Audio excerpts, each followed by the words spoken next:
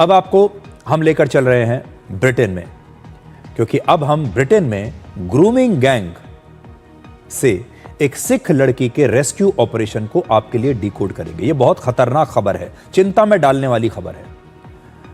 Britain का grooming gang सामान्य तौर पर एक ऐसा गैंग होता है जो नाबालिग लड़कियों को बहला फुसलाकर उनका यौन शोषण करता है, और ऐसे गैंग्स में ज्यादातर ब्रिटेन में रहने वाले पाकिस्तानी मूल के लोग होते हैं। ऐसे ही 5 से 6 पाकिस्तानी लोगों के एक ग्रूमिंग गैंग ने वेस्ट लंदन में, पश्चिमी लंदन में 16 साल की एक सिख लड़की का अपहरण कर लिया और उसे जबरदस्ती एक फ्लैट में ले गए, जहां उस सिख लड़की का यौन शोषण किया गया। उस लड़की ने भागने की कोशिश की, लेकिन उसे धमकाकर, डराकर चुप करा दिया गया। इस घटना के बारे में जब वहां आसपास रहने वाले सिख समुदाय के लोगों को पता चला तो वो वहां पर पहुंच गए और इस लड़की को छोड़ने की मांग करने लगे। थोड़ी देर में वहां करीब 200 सिख पहुंच गए और आप सबसे पहले इन तस्वीरों को देखिए।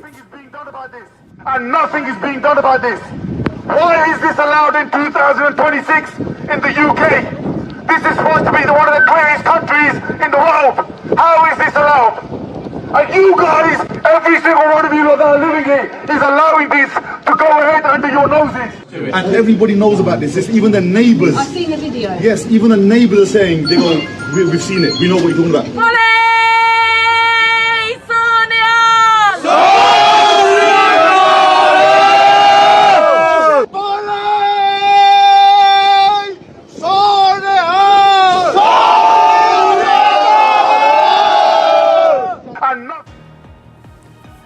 इन सिखों ने आरोपी के फ्लैट के बाहर काफी देर तक हंगामा किया।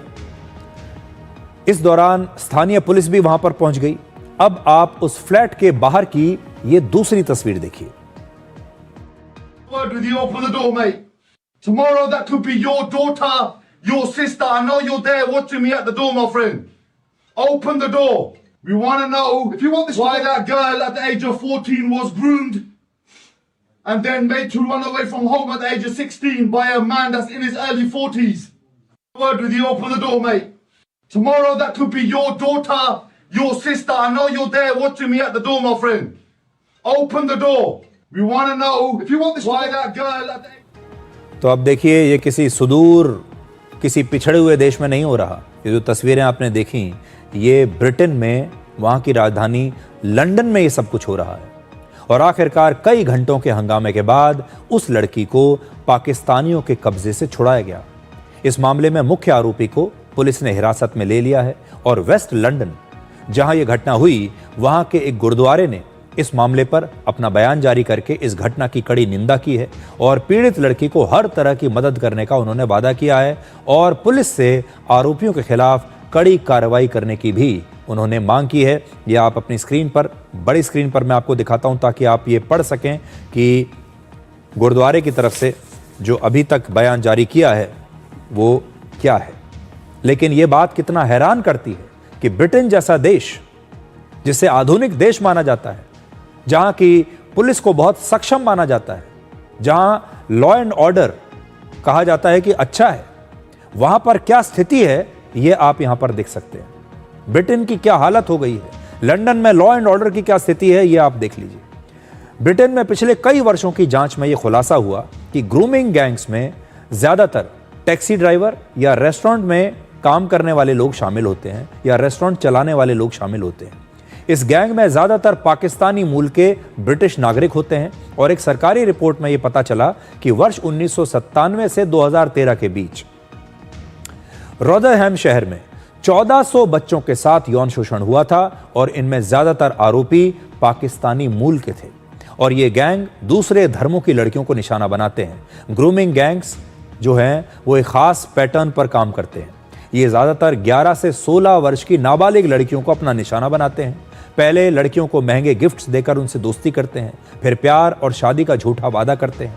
इसके बाद धोखे या जबरदस्ती से इन लड़कियों का यौन शोषण किया जाता है और बाद में कई और लोग भी इसमें शामिल हो जाते हैं और जब तक कोई कानूनी कार्रवाई नहीं होती, ये सिलसिला ऐसे ही चलता रहता है।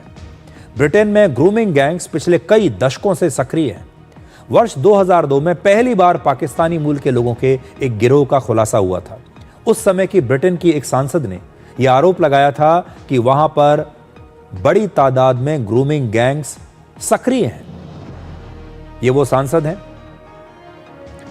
और इसके बाद इस सांसद पर रेसिस्ट यानी नस्लवादी होने के गंभीर आरोप लगाए गए, क्योंकि इस मामले में ज्यादातर आरोपी पाकिस्तानी मूल के ब्रिटिश नागरिक थे और कई वर्षों तक इस सांसद को फोन और चिट्ठियों के जरिए, मेल के जरिए लगातार धमकियां मिलती रही, क्योंकि इन्होंने सही बात के लिए आवाज उठाई थी, लेकिन इन्हें नस्लवादी कह दिया गया और आखिरकार इस सांसद ने वर्ष 2010 में अपने पद से इस्तीफा दे दिया, या कह लीजिए कि इस्तीफा देना पड़ा। वर्ष 2010 में नाबालिग बच्चों के साथ यौन अपराध के मामले में 16 लोगों को दोषी ठहराया गया था और एक ब्रिटिश अखबार द टाइम्स की एक इन्वेस्टिगेशन में यह भी पता चला था कि ब्रिटेन में बहुत सारे ग्रूमिंग गैंग्स हैं और इस गैंग में ज्यादातर पाकिस्तान के लोग शामिल हैं। ब्रिटेन में पिछले कुछ वर्षों में 12 से ज्यादा ग्रूमिंग गैंग्स पकड़े गए हैं और वहां के ज्यादातर बड़े शहरों में ये गैंग सक्रिय हैं। पिछले साल ब्रिटेन में ग्रूमिंग गैंग से जुड़े 8 लोगों को सजा भी हुई।